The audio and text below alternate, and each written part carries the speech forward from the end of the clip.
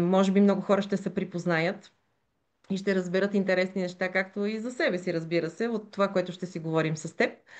Така че, така че числото 20 или този е 20-ти аркан, на който ти си родена, се казва Страшния съд. Много страшно име, но всъщност не е толкова страшно, защото хората, които са родени на 20 това са хора на пробуждането, т.е. хора, които имат роля да пробудят останалите, имат много силен вътрешен компас, усещат какво е правилно, какво не, съответно, много дълбока интуиция, много често дори пророческа, ако може така да се каже, т.е. улавят знаци и послания отвъд логиката.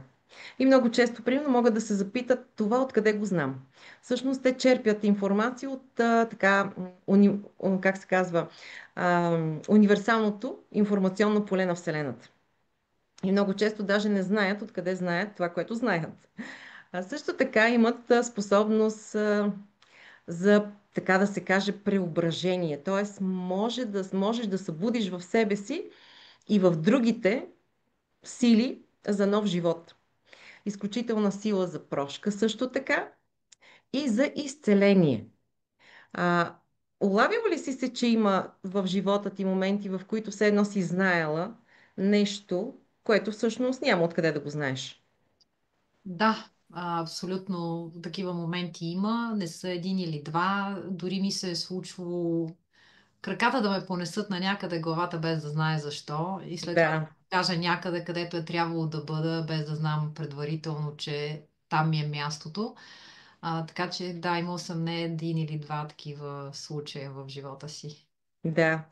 Да, това са хората с 20 аркан. Те виждат отвъд логиката. Много често разчитат на интуиция, на знаци, всичко това, нали, което е около тях. И, както казах, дори не знаят защо.